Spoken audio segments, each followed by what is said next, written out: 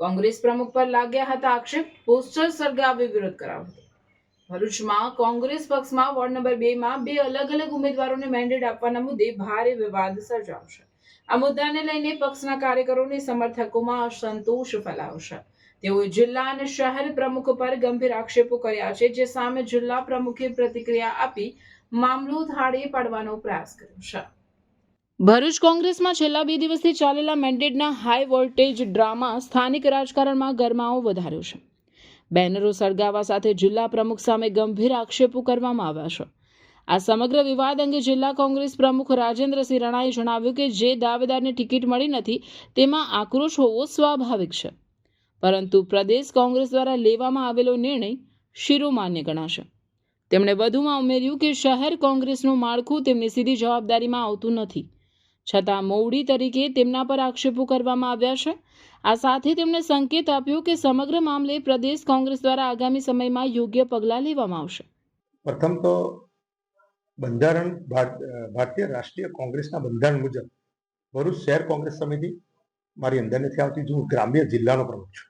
ભરૂચ શહેર કોંગ્રેસ સમિતિનું બંધારણ પ્રમાણે કોંગ્રેસના એ પેરાલલ નિમણૂક થાય છે મારી, અને શહેર સમિતિનું આખું બંધારણ અલગ છે। પણ આજે શહેર કોંગ્રેસ સમિતિમાં જે 2 નંબરમાં વિવાદ થયો, કાર્યકર છે, દરેક કાર્યકરને ટિકિટ માંગવાનો હક છે, અને સ્વાભાવિક છે કે હવે એક જણને ટિકિટ મળે, પ્રદેશ સમિતિમાં બધાને સાચવાનો પ્રયત્ન કરે અને આખરે નિર્ણય આવ્યો છે એ ઉમેદવારો માન્ય પ્રદેશ કોંગ્રેસ સમિતિએ જે નિયુક્ત કરી છે એ માન્ય ઉમેદવારો છે ને સર્વમાન્ય સ્વીકારેલા છે। રાજેન્દ્રભાઈ, તમારા ઉપર આક્ષેપ છે કે આના અંદર તમારો આખો રોલ હતો, પૈસાની લેતી દીધી સુધીની તમારી પર આક્ષેપો લાગ્યા છે કે ટિકિટમાં પૈસાની લેતી દીધી। આમાં આવ્યું છે કે સીધો આક્ષેપ ગુજરાત પ્રદેશ કોંગ્રેસ સમિતિ પર છે। આક્ષેપ પૈસાનો જે કહો છે એ અમારો મોવડી મંડળ જે રીતે કહેશે એ રીતે આગળ વધીશું। એવું કંઈ હોય ના, પણ એક આક્રોશ હોય કાર્યકરને, સ્વાભાવિક છે કે ટિકિટ મળે ના મળે એટલે એક આક્રોશ હોય। આખરે તો પરિવારનો મામલો છે ને, પરિવારમાં સુલઝાઈ જશે। જે રીતે તમારા બેનરો બધું બનાવતું, શું કાર્યવાહી કરશે આની પર જિલ્લા કોંગ્રેસ સમિતિ? પ્રદેશ કોંગ્રેસ સમિતિ ટિકિટ નક્કી કરે છે, મેન્ડેટ પ્રદેશ કોંગ્રેસ સમિતિ આપે છે, અને સીધો આક્ષેપ પ્રદેશ સમિતિ પર છે। એટલે અમારું મોવડી મંડળ જે નિર્ણય લેશે એમાં અમારી હા હોય, એમનો આદેશ અમારે માનવાનો હોય છે। અને એક સ્વાભાવિક છે કે કાર્યકરને ટિકિટ કોઈને મળે કોઈને ના મળે એટલે ગુસ્સો હોય છે, જુસ્સો હોય છે।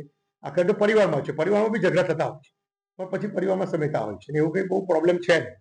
આ વિવાદમાં તમારા નામ સાથેનો ઉલ્લેખ થયા છે 2000। સ્વાભાવિક છે, જિલ્લા કોંગ્રેસનો પ્રમુખ છું, મારી બંધારણ મુજબ તો હું શહેરમાં આવતો નથી, પણ સ્વાભાવિક છું, જિલ્લા કોંગ્રેસનો પક્ષનો મોવડી છું, તો સ્વાભાવિક છે કે કોઈ માણસ આક્ષેપ કરી શકે છે। પ્રદેશ સમિતિ પર આક્ષેપ થયા છે, એ કઈ પરિવારનો મામલો છે। આ આખા વિવાદમાં શું તમે કોઈ પ્રયાસ કર્યા છે કે સુરત સમાધાન આવે? હા, એ તો તમામ પ્રયાસ તો પ્રદેશ સમિતિએ કરેલા છે ને આખરે સમાધાનથી પ્રદેશ સમિતિએ સમાધાનથી જ આ કરેલું છે, ને સારા દિવસો આવશે ને ઉમેદવારો અમારે જીતવાના છે, ને દર વખત કરતા પરિણામ બી ખૂબ સારું આવવાનું છે। આટલા બધા ઉમેદવારોમાં હાલમાં તો શું લઘુમતીમાં ઉભો વિજય છે?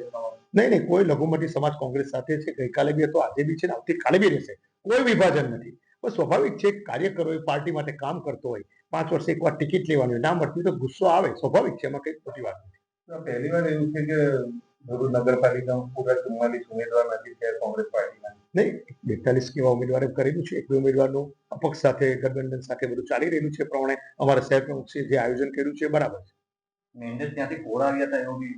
નહીં, પ્રદેશ સમિતિ મેન્ડેટ પ્રમુખોને આપે છે, એ જે રીતે મને જિલ્લાના ગ્રામ્યને આપે એવું સલીમભાઈને આપે છે, ને પ્રદેશ પ્રમુખની સત્તા છે, એવું કોડા જેવું આવતું જ નથી। એમાં કશું ઉમેદવારના નામ સાથે આવે છે અને એમની સહી સાથે આવે છે પ્રદેશ સમિતિ।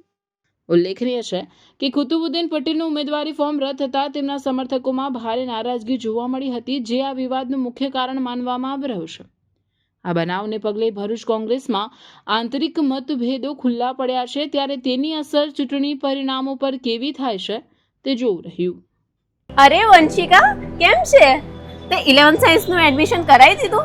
હા, ભરૂચ જિલ્લાની વેલ નોન એવી ઇન્ટેલિજન્ટ ક્લાસીસમાં કરાવી લીધું। કેમ ઇન્ટેલિજન્ટ ક્લાસીસમાં જ કરાયું? કારણ કે 2025માં 43 સ્ટુડન્ટ્સના 80+ પર્સન્ટાઇલ, 46 સ્ટુડન્ટ્સના 90+ સબ્જેક્ટ્સ વાઇઝ માર્ક્સ અને મેથ્સમાં 100 આઉટ ઓફ 100 આવ્યા છે।